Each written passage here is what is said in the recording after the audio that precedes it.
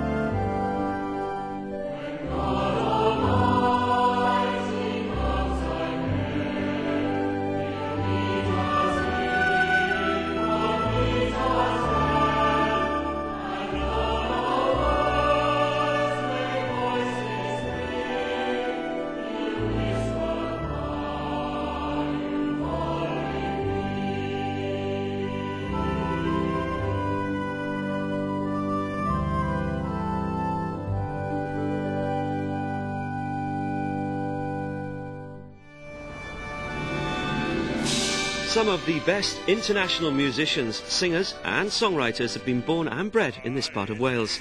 Bryn Terfel was born 20 miles away. Duffy comes from here. Oh, and I was born just over the water. But I don't really count. But when Eamon Holmes was in Derry last year, he met Phil Coulter, a man who can claim a unique songwriting title. The only non-American singer-songwriter to have ever penned a hit for the king himself, Elvis Presley.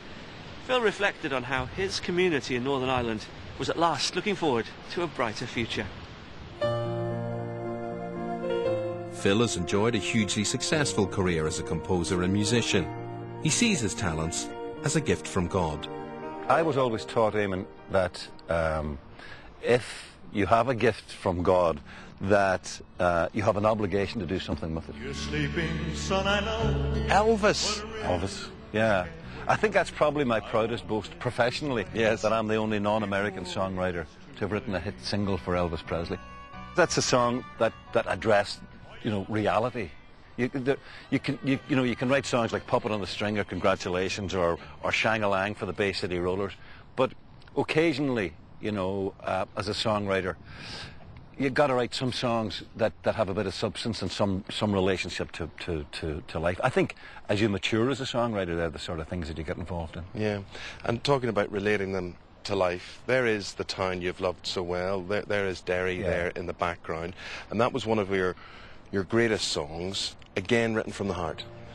Very much so. The irony is this, Eamon, that a song like The Town I Love So Well was not written for the cash register. The motivation was entirely different. Derry here was going through a very bad time, a traumatic time, and The Town I Love So Well was really a heart cry from someone who loved this town, my hometown. In my memory, I will always see the town that I had loved so well. I'm very aware of my Derryness, I'm very aware of whatever I have done in my life, that Derry played a very big part in it. I mean, even musically, music was part and parcel of the fibre of life here in Derry. I can very, very well remember where, in many houses in Derry, a piano was more important than a three-piece suite, because the piano would have been the centre of the household. And that's the atmosphere I grew up in. Today's Derry is much more peaceful than the town you wrote about. As a result, you've welcomed an American president here. Today, Mr. President, you won the hearts of the people of Derry. And to you I'd like to dedicate the town I loved so well. Bill Clinton, when he came to Derry, he asked for me to be in the Guildhall to perform The Town I Love So Well during his visit, and that was a great thrill. I came from a very humble background, and I never would have dreamed that I'd been performing for an American president here in Derry, ever.